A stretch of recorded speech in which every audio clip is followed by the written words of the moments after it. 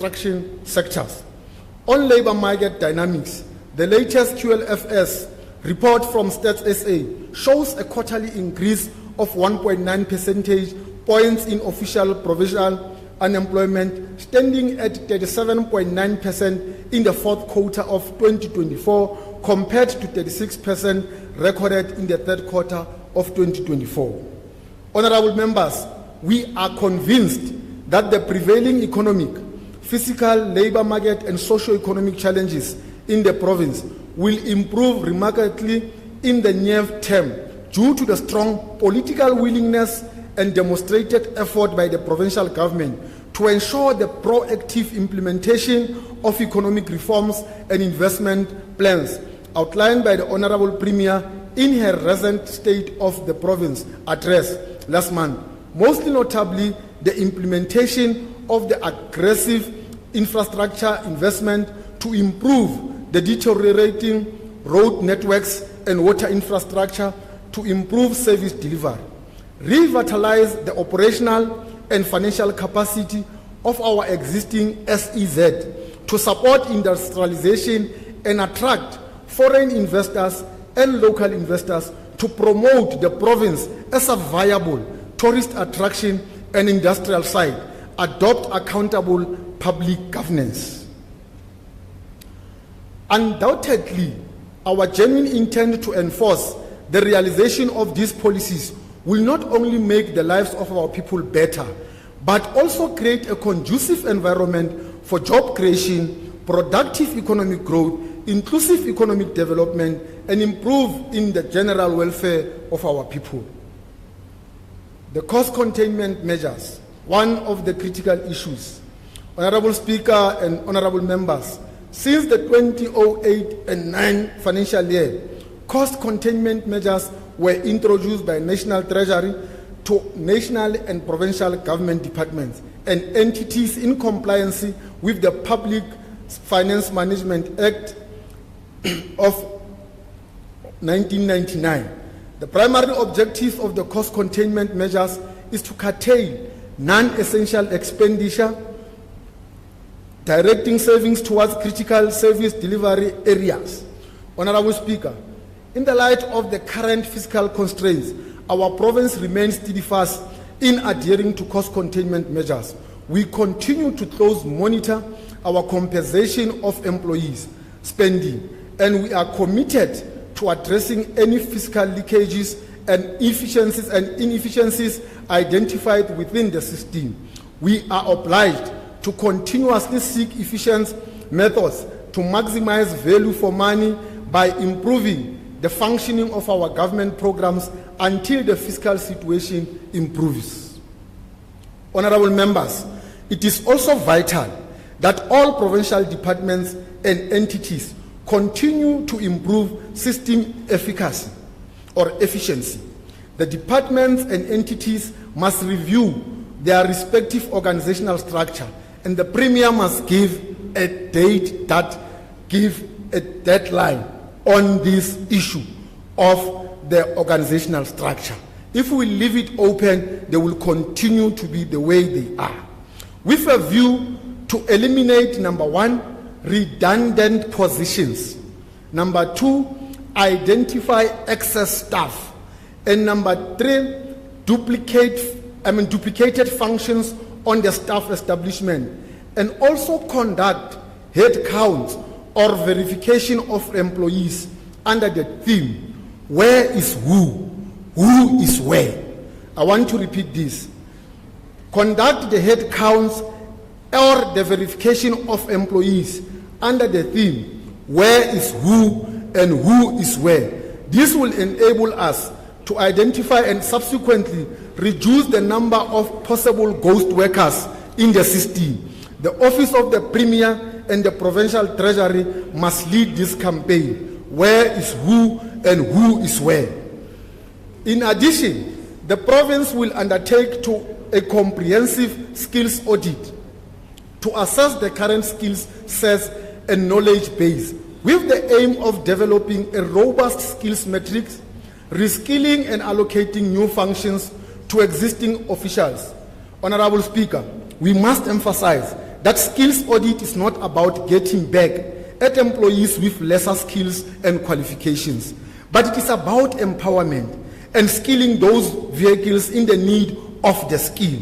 Skills audit is not about humiliating employees without skills, but ensuring that those without qualifications and necessary requirements are identified and assisted to achieve the required skills and knowledge. The unions must be engaged meaningfully to understand that skills audit is not the enemy of the workers, but a friendly tool to empower the workers. Furthermore, the province supports the central government's early retirement initiative, which seeks to attract young employees into the public service. Honorable members, it is anticipated that the initiative will result in potential savings, with the departments retaining these savings for the future use. Supply chain management. Honorable Speaker, Section 338(1)(f) of the Public Finance Management Act, Act 1 of 1999, and Section 65(2)(e) of the Municipal Finance Management Act, Act 65 of 2003, make it clear that all government departments, municipalities, and public entities must ensure that suppliers are paid within 30 days of receiving a valid invoice. I want to repeat this one. The two acts, Public Finance Management Act and the Municipal Finance Management Act, make it clear that all government departments, municipalities, and public entities must ensure that suppliers are paid within 30 days of receiving a valid invoice. I think it's clear. It's valid invoice, 30 days. Invalid invoice, walala wasal. This requirement is not an optional, but a legal imperative aimed at ensuring financial discipline, economic growth, and business sustainability. Honorable members, let us reaffirm our commitment to good governance, ethical leadership, and economic transformation by ensuring that every legitimate supplier is paid within 30 days. This is not just a financial regulation, but it is a matter of economic justice. Paying suppliers within the prescribed time frame remains a challenge for some of the provincial departments, municipalities, and entities. The Free State Provincial Treasury is closely monitoring the status of payment and playing an oversight role in supporting departments to address this matter. Honorable Speaker, it is also imperative that the departments conduct a thorough investigation into the alleged corruption activities within our system.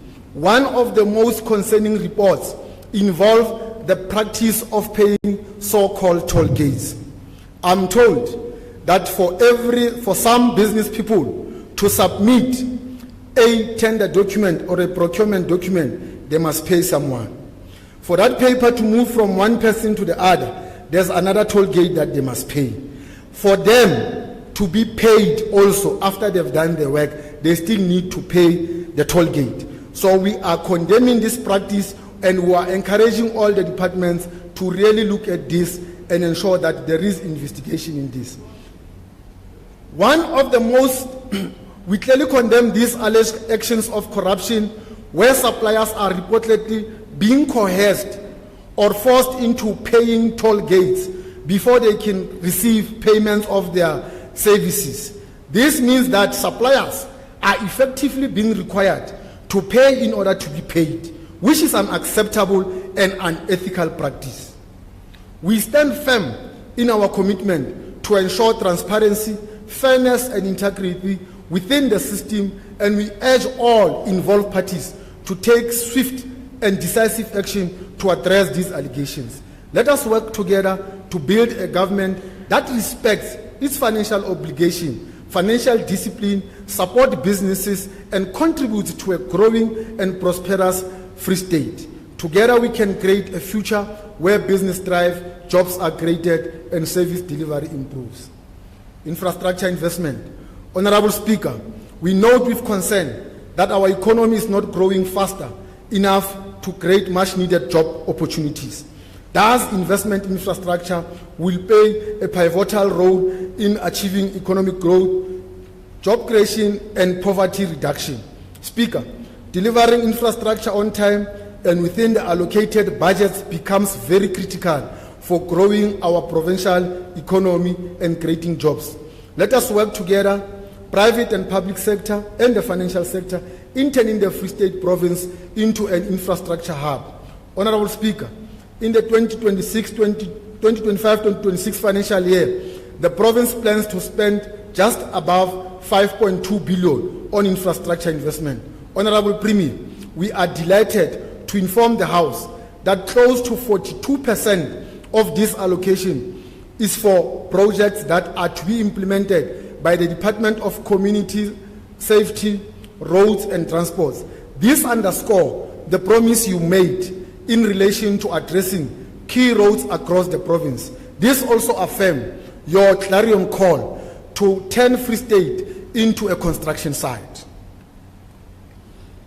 Honorable Speaker, we are also pleased to share with the House that the Department of Education received an additional 93 million through the performance-based incentive system program, which is managed by National Treasury. The program is aimed at improving effective planning and deriving efficiencies within the infrastructure delivery chain. We applaud the exceptional work of the department in this regard. Our fiscal is very constrained and such work must be encouraged. Honorable members, we must emphasize the infrastructure development remains a cornerstone of our economic growth and social transformation. Given the fiscal constraints, departments and municipalities are encouraged to submit proposals to the budget facility for infrastructure to secure additional funding for priority infrastructure projects. The National Treasury has published a call for proposals under the new system. The the BFI helps allocate funding to large-scale infrastructure projects that are expected to have a significant impact on economic growth, social development, and job creation. The first window is now open and will close in mid-April. We wish to call upon all departments and municipalities to take advantage of this opportunity. Honorable Speaker, the National Treasury's procurement infrastructure and knowledge management, what we call PINK program, will enter a new 5-year phase called PINK 2, building on the success of the first phase. The phase 2 will be driven by the Provincial Treasury as it strengthens the capacity and capabilities of local governments' procurement, infrastructure, and knowledge management frameworks, all aimed at improving governance and service delivery in the local sphere, particularly piloted municipalities, the municipality of Tsolopele, Setsoto, Metsimaholo, and Mukhaka.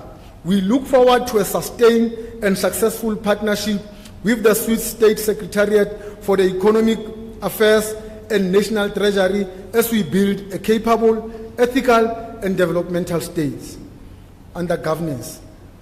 Honorable Speaker, we are pleased to report that all provincial departments and entities submitted the documents related to the annual financial statements in terms of Section 40 and 55 of the PFMA by the end of May 2024 to the Auditor General.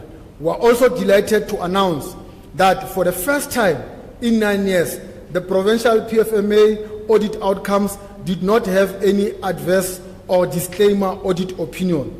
10 of the 13 provincial departments, including the provincial legislature, were able to either a clean or unqualified audit opinion for the 2023-2024 financial year. The audit outcomes for the 2023-2024 financial year again showed a slight improvement for the provincial treasury, provincial legislature, and the housing fund, obtaining clean audit opinions with the sports, arts and culture and recreation, as well as human settlement, improved for a qualified audit opinion to an unqualified with findings. Free State Development Corporation also improved from adverse to a qualified audit opinion. Honorable members, progress has been made in strengthening good governance and sound financial management practices in the provincial spheres of government. The number of disclaimer, adverse qualified audit report, paragraphs of the PFMA auditees over the past 5 financial years reduced from 47, 2019 to 24, 2023, 2024, a reduction of 49%.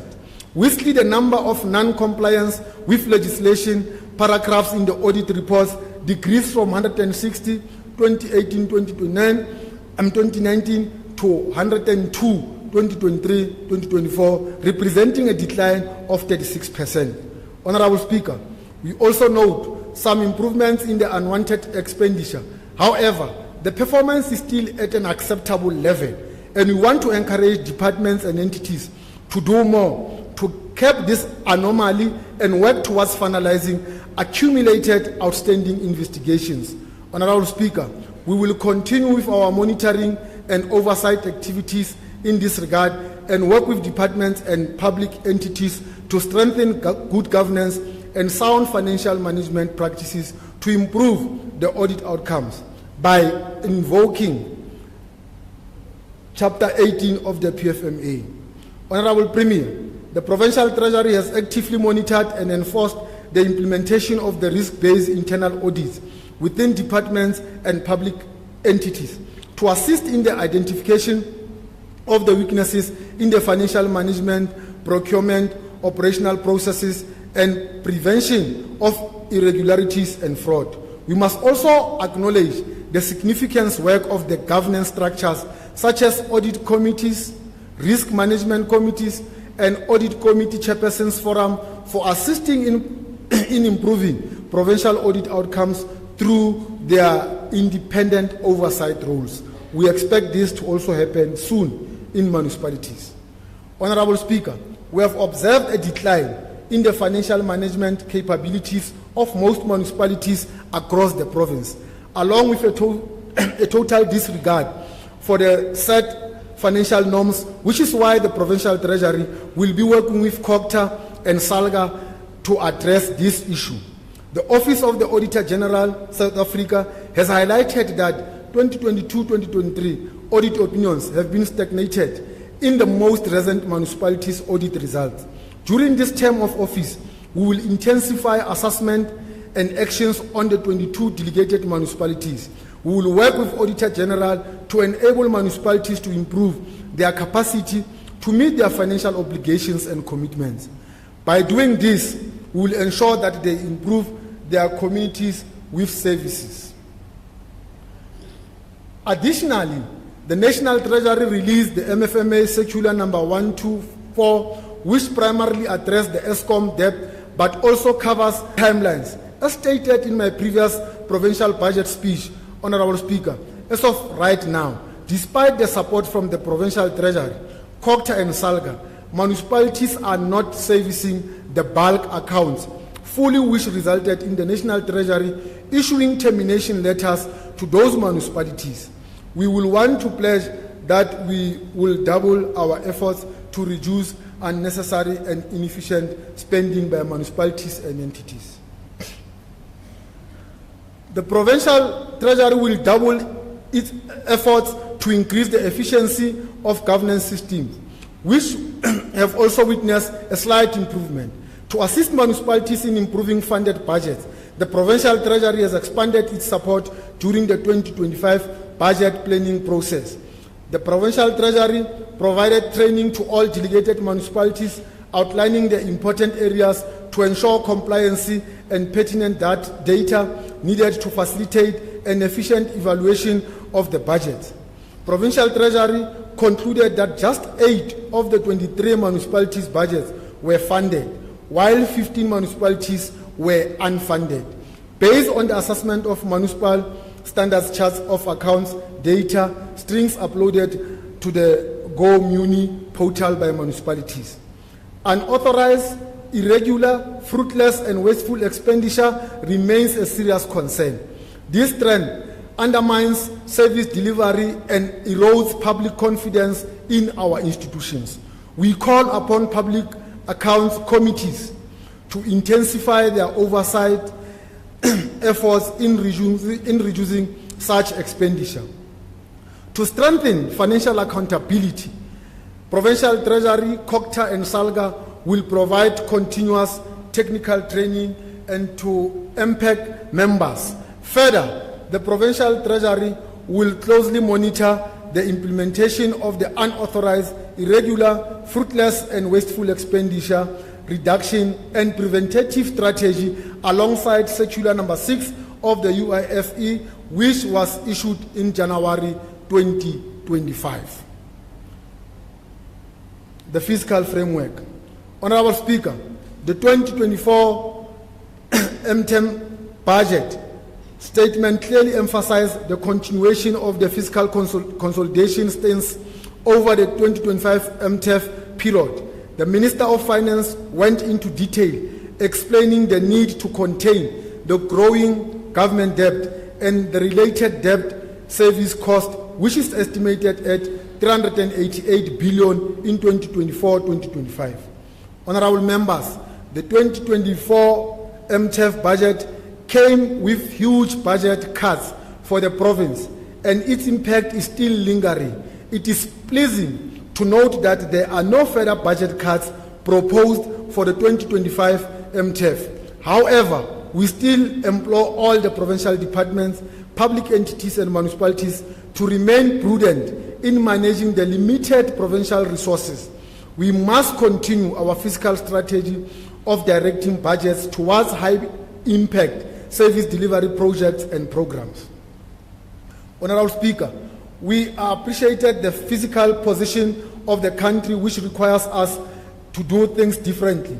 To that extent, in October 2024 and February 2025, we held ESCO planning and budget lekgotla to deliberate on priorities that must be funded and implemented over the MTEF period. We further agree that there is a need to sustain our fiscal strategy of the budget reprioritization and trade-offs, scaling down of non-core programs and promotion of efficiencies within departments. We had fruitful discussions, and the budget we are tabling is informed by some of the recommendations of these meetings. Honorable Speaker, I will now briefly outline the composition of the 2025 medium-term expenditure framework over the 2025 MTEF period. The province estimates to spend more than 141.4 billion. The province will spend this way: 45.8 billion in 2025-2026, 46.8 billion in 26-2027, and 48.8 billion in 27-28.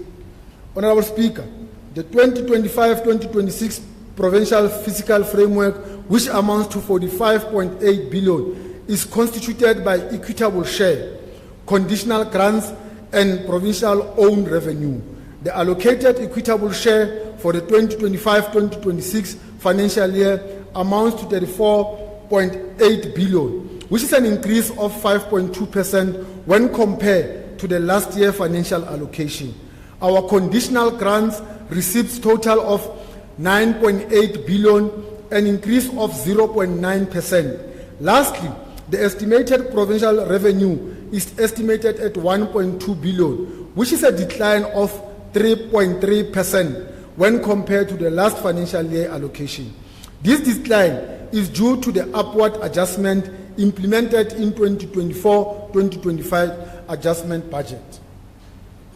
The equitable share.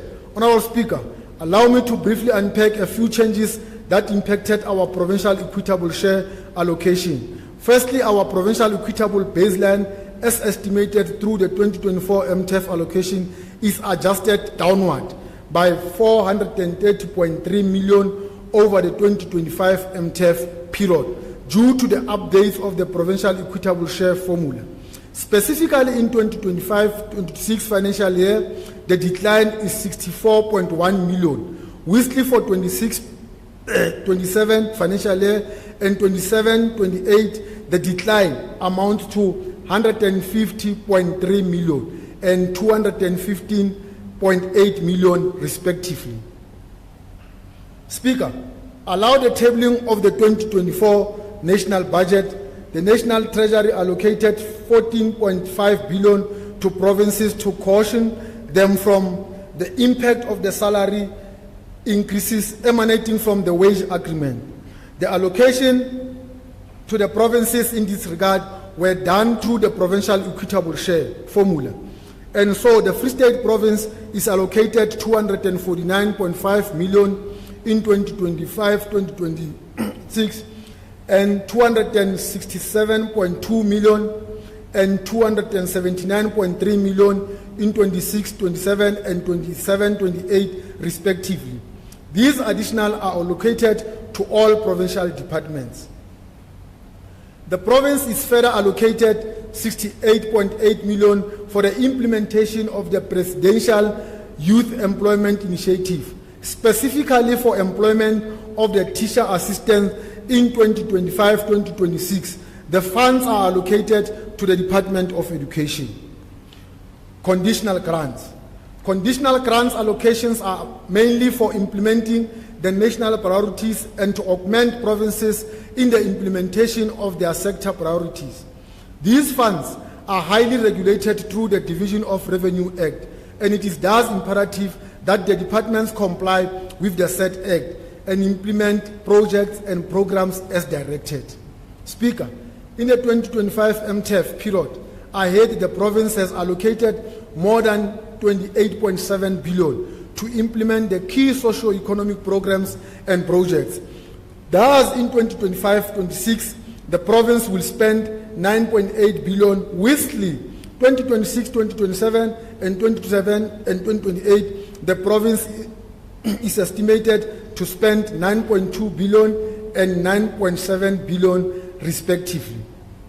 Honorable Speaker, let me reflect on the allocations per department in this regard. Health is allocated a total of 3.9 billion, which caters for, amongst others, maintenance and delivery of infrastructure, provision of comprehensive HIV and AIDS programs, and training of health personnel. Education is allocated 1.8 billion to address the following: inter alia, maintenance and delivery of infrastructure, provision of school nutrition, special needs schools, and early child development. Agriculture and rural development will receive 285.8 million to provide comprehensive support to farmers and cater for poverty relief and infrastructure development. Community safety, roads and transport is allocated 2.4 billion for the maintenance of provincial roads and payments of subsidy for public bus transport services. The allocation includes an estimated amount of 201 million earmarked for the Welisizwe Rural Bridge Program. Human settlement is also allocated 991.7 million for the development of sustainable and integrated human settlement, as well as the upgrading of informal settlement. Sports, arts, culture and recreation will receive 239.4 million to transform urban and rural community library infrastructure, facilities and services, as well as facilitate sports and active recreational activities. Honorable Speaker, included in this allocation is an amount of 37 million provided for the implementation of the expanded public works programs. The EPWP programs will be delivered by various departments, coordinated and supported by the Department of Public Works and Infrastructure. Honorable Premier, in delivering the 2025 State of the Province Address, you alluded to the importance of the EPW program in alleviating poverty, promoting skills development, and enhancing service delivery. We fully agree with you, Honorable Premier, and to that extent, we want to implore all the departments and municipalities to move swiftly in implementing the EPWP programs. The provincial revenue collection. Speaker, the provincial fiscus is very much constrained, and therefore there is an ongoing need to enhance our revenue collection systems. We are pleased to announce that in the 2025-2026 financial year, we are proposing to allocate 17 million towards enhancing revenue collection.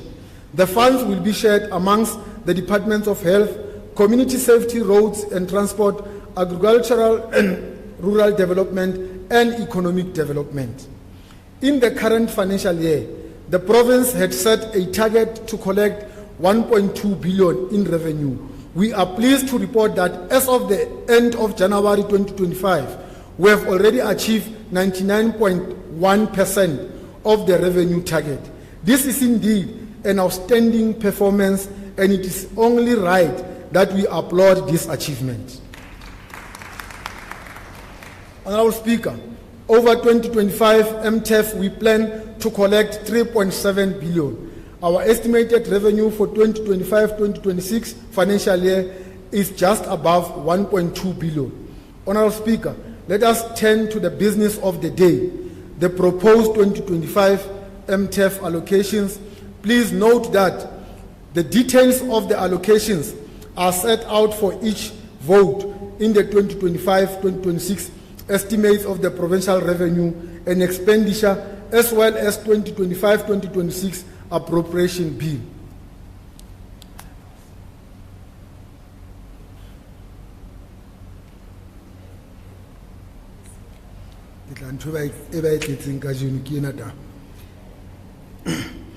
Honorable Speaker, we are certain that everyone will agree with me that the drafting of 2025 budget has been a challenging exercise, made even more difficult by the constrained fiscals. There are still fiscal headwinds ahead of us, occasioned by, amongst others, the need to limit the growing debt service cost. In tabling the 2025 budget, the Minister of Finances emphasized the need to manage the debt and budget deficit by restraining spending and maintaining stable tax collection. He further alluded, I quote, "A vital debate about which policies to fund and how to fund them, about which priorities to pursue now, and which ones we may need to delay in context of our limited resources." The reality, close quote, the reality we face, Honorable Speaker, is that our province must strike a delicate balance between investing in initiatives that promote economic growth and protecting the essential frontline services. This balance is crucial as we strive to achieve the objectives outlined in the 2024 to 2029 medium-term development plan. Honorable Speaker, the budget we are presenting today is informed by various consultations as guided by the budget process. The budget is thus shaped by deliberations of sectoral meetings at the national level, the Technical Committee on Finances, the Budget Council, the Budget Forum, the Cabinet meetings that provided involve premiers and MECs for finances responsible for finances from various provinces. Honorable Speaker, in preparation for this budget, we have engaged in a series of comprehensive provincial deliberations. These included, among others, the October 2024 ESCO Planning and Budget Lekgotla, the Provincial Medium-Term Expenditure Committee meetings, and the National Benchmarking Exercise chaired by the National Treasury. Additionally, we held the February 2025 ESCO Planning and the Budget Lekgotla, culminating in the final discussion with the ESCO Council of the province. These deliberation processes were vital in ensuring that we align our fiscal priorities with the needs of our communities while also adhering to our national guidelines and best practices. Honorable Speaker, now turn our attention to the proposal allocations for the 2025 MTF. The details of the specific priorities to be implemented through these allocations will be presented by the esteemed colleagues in their respective budget vote speech. These allocations are carefully crafted to ensure that we meet the pressing needs of our province while advancing the strategic objectives of our medium-term development plan. We look forward to valuable contributions of my colleagues as they outline the details of their departmental priorities. Allocations, we have done them as per cluster. Social sector. Honorable Speaker, the department responsible for frontline services will spend more than 109.7 billion over the 2025 MTEF period. These departments are responsible for the delivery of key services such as the provision of quality health care service, education and training, social safety net, and the strengthening of the social cohesion programs. On average, the budget allocation of the departments accounts for 77.5% of the total budget of the MTEF period. Speaker, the province remains committed in protecting the frontline services, whilstly trying to balance the need to grow the economy. The Department of Education, Dr. MEC Makume, education is allocated 18.8 billion in 2025-2026, the 19.6 billion in 26-27, and 20.4 billion in 27-28. In total, the department is estimated to spend more than 59 billion over the MTEF period ahead. The budget funds the following priorities amongst others: early childhood development, funding public schools, including special schools, funding independent schools, maths and science programs, pre-grade R development, teacher development, maintenance of schools, hostel programs, support to secondary schools, expanded public works program, cautioning of the budget pressures emanating from the wage agreements. Honorable Speaker, we applaud the Department of Education, the 2024 and the 2024 matriculants for their excellent achievements in the 2024 matric results. Let us never forget the powerful and encouraging message of our former president, Mr. Nelson Mandela, and I quote, "Education is the most powerful weapon which you can use to change the world," close quote. Indeed, honorable members, the Department of Health, Honorable Mahlatsi, the Department of Health is allocated 14.1 billion in 2025-2026, 14.7 billion in 26-27, and 15.4 billion in 27-28. In total, the department is estimated to spend just over 44.3 billion over the 25 MTEF period ahead. The following key priorities are amongst others that are funded over the MTEF period: medicine and medical supplies, laboratory and blood supply services, food services and relevant supplies, maintenance and revitalization of infrastructure, emergency services, expansion of ART program, medical depot, training of medical personnel, stroke medical specialists, modernization of health services, training and development component, the creation of work opportunities through expanded public works program, cushioning of the budget pressures emanating from the wage agreements. Honorable Premier, the provision of health of the quality health care services can never be compromised. We must confirm that we fully support the initiatives we have taken to ensure that this noble vision is achieved. This budget is fully supportive of this endeavor. Speaker, close to 31% of the 25-26 budget is allocated to the Department of Health. We are very clear and determined to achieve access to quality health services for all. The Department of Social Development.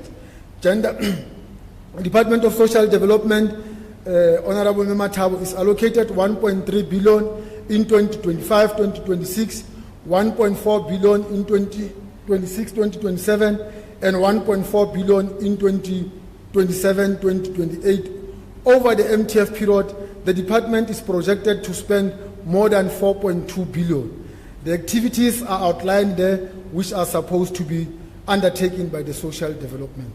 We are witnessing an unrelenting surge in the number of violent crimes, including assaults, rapes, and other forms of abuse that target some of the most vulnerable members of our society, our women and children. These heinous acts are not only a violation of human rights, but an assault on the very fabric of our communities. Every statistic represents a life destroyed. Every statistic represents a life destroyed, a future stolen, and a community shattered. Gender-based violence, in particular, has become an epidemic in our province. Women are increasingly subjected to physical and emotional and sexual abuse. This violence often occurs within the very homes and relationships meant to provide safety and support. It is a scourge that cannot and must not be tolerated. Similarly, violent crimes against children continue to rise at an alarming rate. Our children deserve a safe environment in which to grow, learn and thrive. Yet many are subjected to unspeakable acts of violence, exploitation and neglect. These young lives are too precious to be marred by the cruelty that some will inflict upon them. We call upon all of us, government officials, all law enforcement, civil society, organizations and citizens to unite in this fight. We must work together to strengthen the legal framework that protects women and children, to provide support systems for those affected by violence, and to ensure that communities are safe and inclusive of all. Speaker, in Sesotho we say, "Motho ke motho ka batho." That is a very strong adage that drives the department. This is a department at the center of ensuring that we have caring and self-reliant societies across the province, Memata. With the budget we are proposing today, we are pushing back the scourge of the poverty, substance abuse, gender-based violence, and abuse of children. The Department of Sports, Arts, Culture and Recreation, Honorable Mesifuba. The Department of Sports, Arts and Culture and Recreation will receive a total allocation of 665.5 million in 2025-2026, 685.5 million in 26-27, and 707 million in 2027-2028. Over the MTF, the department is projected to spend more than 2 billion, funding the following priorities as listed here. Honorable Speaker, the department's mission is about creation of an enabling environment for social cohesion and nation building. We want to encourage all the relevant stakeholders to hold hands with us and work towards a nation building. Speaker, without social cohesion and nation building, our society will fall apart. We will not even achieve the economic growth we aspire for. Hence, it is important that all of us begin to support the initiatives provided by this department, be it sports, arts, culture, etc. The economic and infrastructure cluster. Honorable Speaker, the departments that I will allude to below, together with the Departments of Health and Education, are very key in stimulating the economic growth through, amongst others, infrastructure delivery. In the 2025 MTF ahead, they will spend a combined budget of more than 14 billion on economic and social infrastructure projects. The Department of Public Works and Infrastructure, Honorable Memanje, the department is allocated 2.3 billion in 2025-2026, 2.3 billion in 26-27, and 2.4 billion in 27-28. Over the MTF, the department is estimated to spend 7.1 billion. The budget funds the following priorities as listed. Honorable Speaker, we are delighted by the work that has been done by the department as announced by the Honorable Premier during the 2025 SOPA. The identification of the 29 dilapidated and unused properties that are to be repurposed through models such as build, operate, transfer, long and short-term leases, refurbish, operate, transfer, and outright sale will assist alleviating pressures on municipal services, will provide the necessary support to the department and ensure that the exercise is effectively executed. The Department of Community Saved Roads and Transport, Honorable Ntate Mbalulu.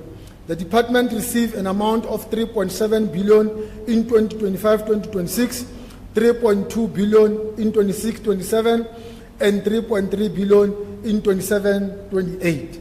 In total, the department is estimated to spend 10.3 billion over the MTEF. The budget provides for the priorities of, amongst others, these are the listed ones. Let us remember that every time we get behind the wheel, we are not only responsible for our own safety, but for the safety of every other road user, passengers, pedestrians, cyclists, and other drivers. We must foster a culture of respect, care, and accountability on our roads. We call on all of us to renew our commitment to road safety. Let us be proactive in raising awareness about the dangers of reckless driving and encourage each other to always drive responsibly. Additionally, we urge the relevant authorities to continue their efforts in improving road infrastructure and increasing enforcement of road safety laws.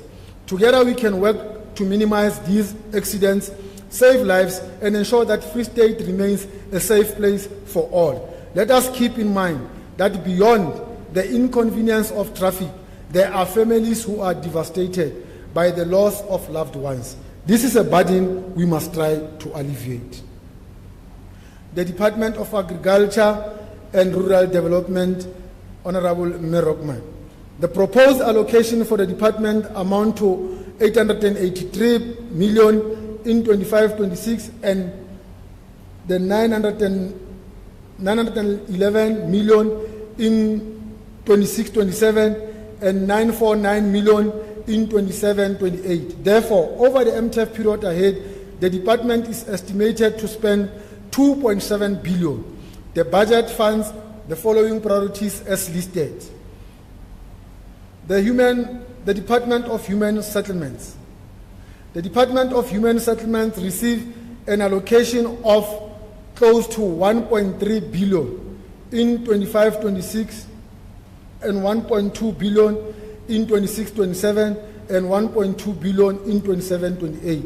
The allocation mainly emanates from conditional grants, and thus over the MTEF period, the department is estimated to spend 3.7 the following key priorities as listed. The Department of Economic, Small Business Development, Tourism and Environment, Makume, an amount of 696 million for 25-26, 729 million for 26-27,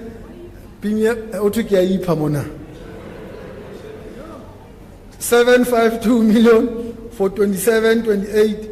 Over the MTEF period, the department is estimated to spend 2.1 billion. The following key priorities, amongst others, are funded.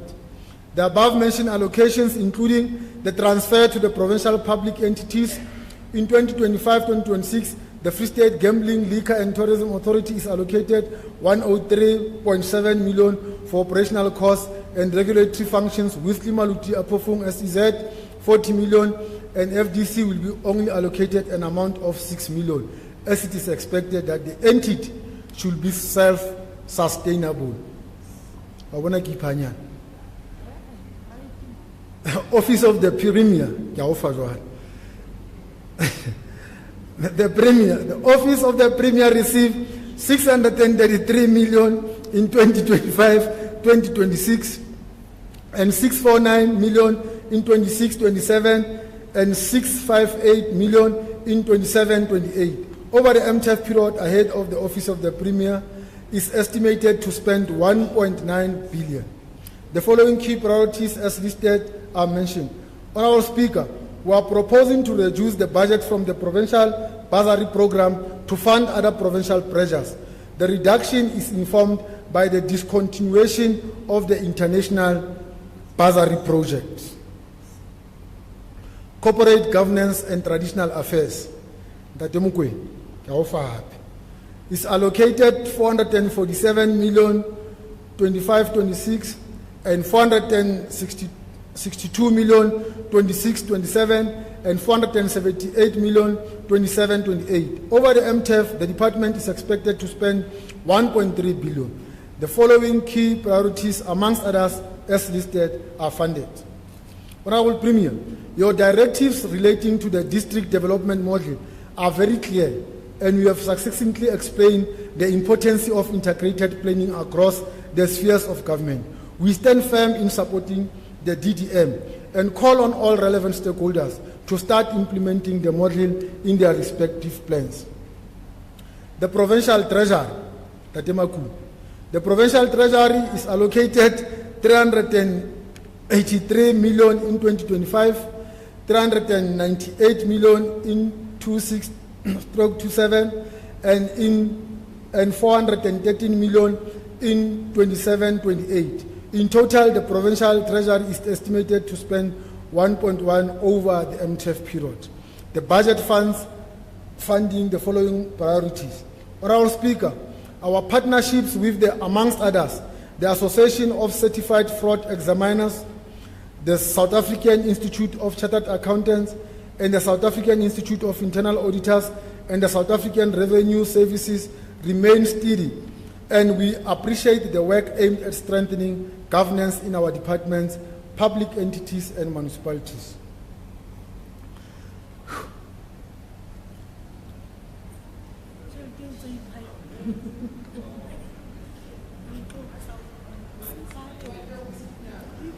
Free State legislation. But what through the Honorable Speaker and the Democracy.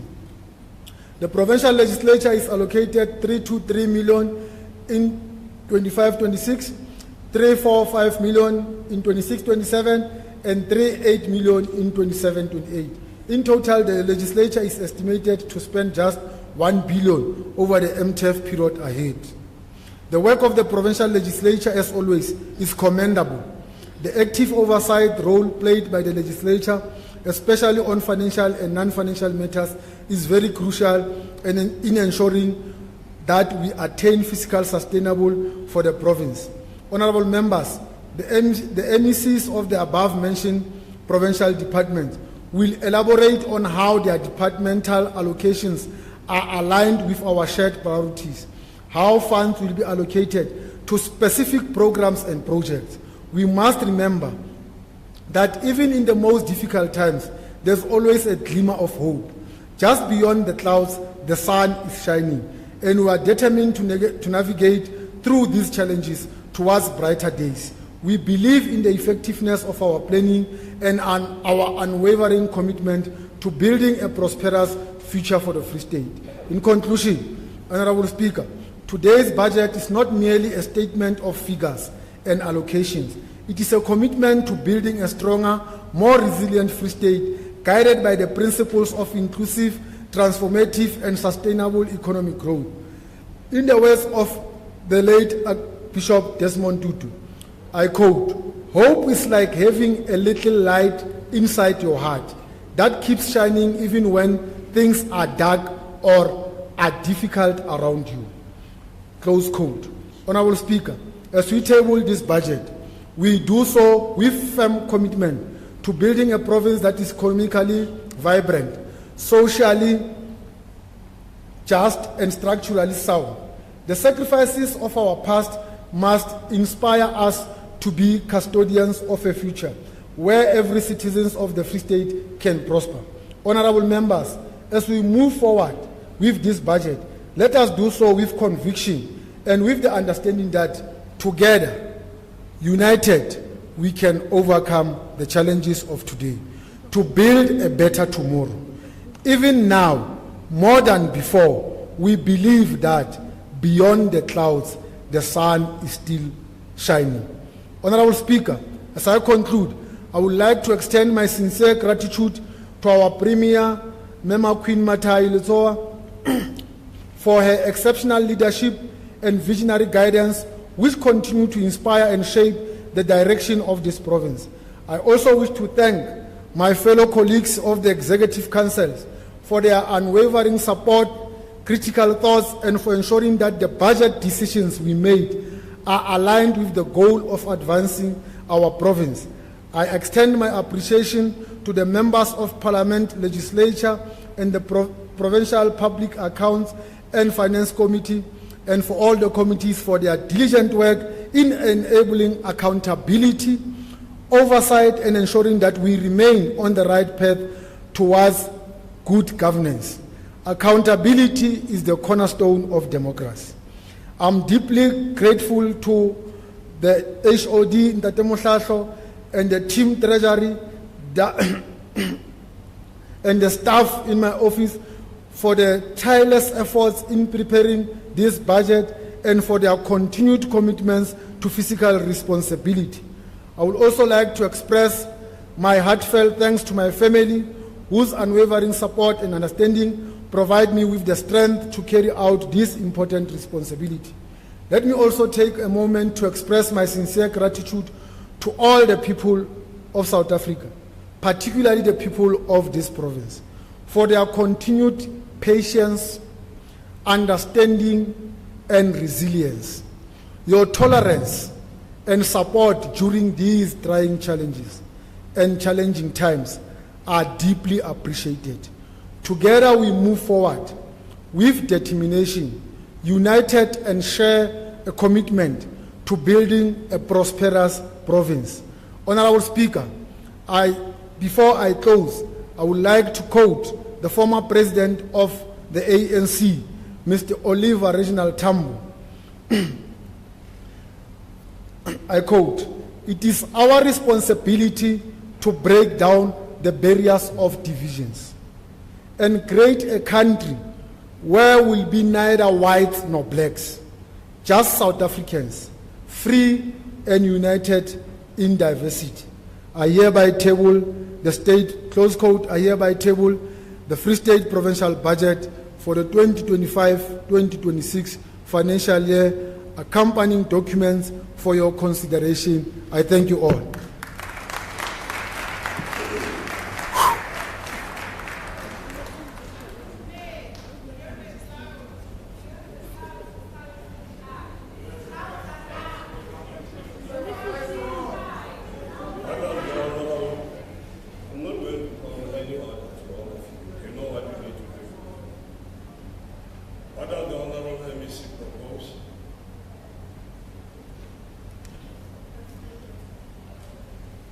Speaker, I propose that the bill be referred to the Portfolio Committee on Public Accounts and Finance, as well as Budget and Oversight Committee for consideration and report back to the House. Thank you.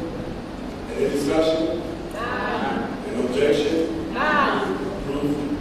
The bill stands referred to the Portfolio Committee on Public Accounts and Finance, as well as the Budget and Oversight Committee for consideration and report back to the House. Honourable members, I have the following announcement and guest. Please take note that lunch will be served at Provincial City Hall. The parking for honourable members is reserved between City Hall and Provincial. This brings us to the end